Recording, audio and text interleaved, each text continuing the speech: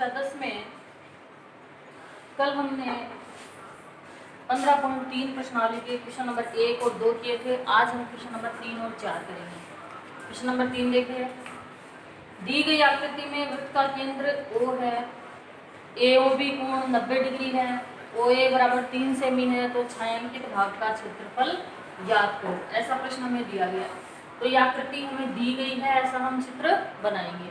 इस चित्र में हमें ये OA यानी वृत्त की त्रिज्या 3 सेंटीमीटर दी गई है और यहाँ केंद्र का जो कोण है वो 90 डिग्री दिया गया है और इस छायांकित भाग का क्षेत्रफल हमें ज्ञात करना है। तो छायांकित भाग है, देखिए इससे पहले हमें 15.2 में ऐसी जब आकृति बनती थी, इस भाग को हम कहते थे वृत्तखंड। तो वृत्तखंड बन रहा है तो वृत्तखंड का क्षेत्रफल निकालेंगे, सीधा सीधा सूत्र रखेंगे और उसमें मान रखेंगे और फिर निकाल लेंगे। लिखा है मैंने OA बराबर 3 सेमी, थीटा बराबर 90 डिग्री, छायांकित भाग का क्षेत्रफल। तो छायांकित भाग जो है वो वृत्तखंड है, ऐसी आपको जानकारी होनी चाहिए। ये हमने 15.2 में सीख लिया है। तो छायांकित भाग का क्षेत्रफल पाई r स्क्वायर थीटा बटा 360 डिग्री माइनस r स्क्वायर बटा 2 साइन थीटा, ये सूत्र है। इस सूत्र में रखेंगे पाई का मान हमेशा 22 बटा 7, r स्क्वायर यानी r हमें कितना दिया है, वृत्त की त्रिज्या कितनी दी है 3 सेमी, तो यहाँ पर स्क्वायर है तो 2 बार लिखेंगे 3 गुणा 3। थीटा हमें यहाँ 90 डिग्री दिया है तो 90 लिखा है बट्टा 360 डिग्री माइनस r स्क्वायर यानी r हमारे पास है 3 तो 3 गुणा 3 और साइन थीटा, तो थीटा 90 डिग्री था तो साइन 90 डिग्री और बट्टा में 2। अब इसको हल कर लेंगे। देखिए 0 से 0 कैंसिल हो गई, 9 और 36 एक ही पाड़े से कटेंगे, 9 चौक 36 यानी 4 बार कट गया। फिर इसको 2 से काट देंगे, 2 दूनी 4 और 22 को 2 से काटेंगे, 2 एकम 2, 2 एकम 2। अब ऊपर बचता है 11 गुणा 3 गुणा 3। ये कोई भी संख्या 2 के पाड़े से और 7 के पाड़े से नहीं कट रही है तो नहीं काटेंगे, इनको गुणा कर लेंगे। 11 दिया 33 और 33 दिया 99 यानी 99 आ जाएगा और नीचे 7 गुणा 2 यानी 14, तो यहाँ 14 लिख दिया माइनस r स्क्वायर यानी 3 गुणा 3। साइन 90 का मान हमेशा 1 होता है तो 3 और 3 यहाँ पे गुणा किए तो 9 और साइन 90 का मान 1 और बट्टा में 11 99 99 बट्टा 14 माइनस 9 बट्टा 2।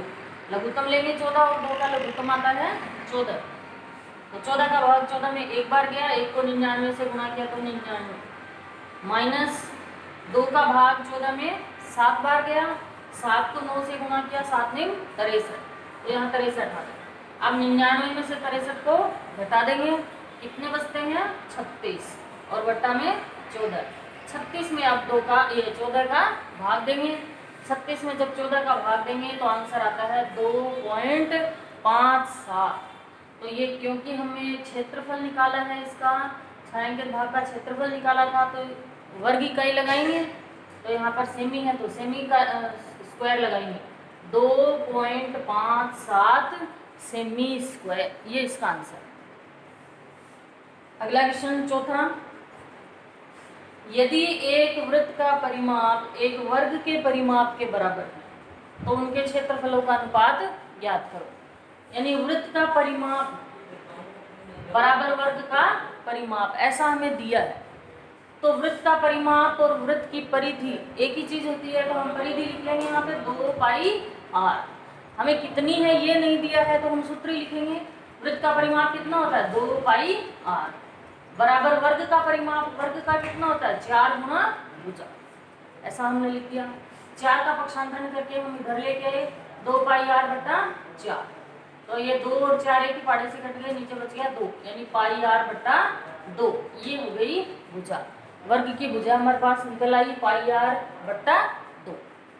अब हमें पूछा था इनका अनुपात, यानी वृत्त का क्षेत्रफल अनुपात वर्ग का क्षेत्रफल। अनुपात का मतलब भाग ही होता है, तो वृत्त का क्षेत्रफल बट्टा वर्ग का क्षेत्रफल। वृत्त का क्षेत्रफल कितना होता है पाई r स्क्वायर और वर्ग का क्षेत्रफल कितना होता है भुजा गुणा भुजा। अब रख देंगे पाई r स्क्वायर, तो देखो ऊपर रखा हुआ ही ऐसा कैसा, भुजा हमने कितनी ज्ञात करी यहाँ पे पाई r बट्टा 2, तो यहाँ पाई r बट्टा 2 लिखेंगे, 2 ऊपर चला गया गुणा में, दूसरी बार लिखा पाई r बट्टा 2, फिर 2 ऊपर चला गया, तो देखिए 2 और 2 गुणा हुए 4, 4 पाई r स्क्वायर मैंने ऊपर लिख दिया।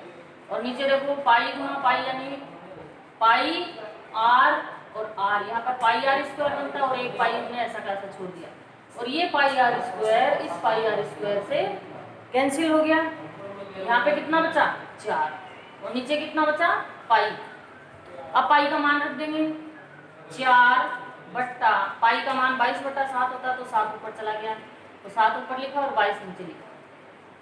7 को 4 से गुणा किया 7 चौक 28 बट्टा में 22, एक ही पाड़े से कटता है 2 से तो 2 एकम 2 2 चौके 8 यानी 14 बार कट गया और ये 22 11 बार कट गया तो अनुपात कितना हुआ 14:11 और यही हमारा आंसर।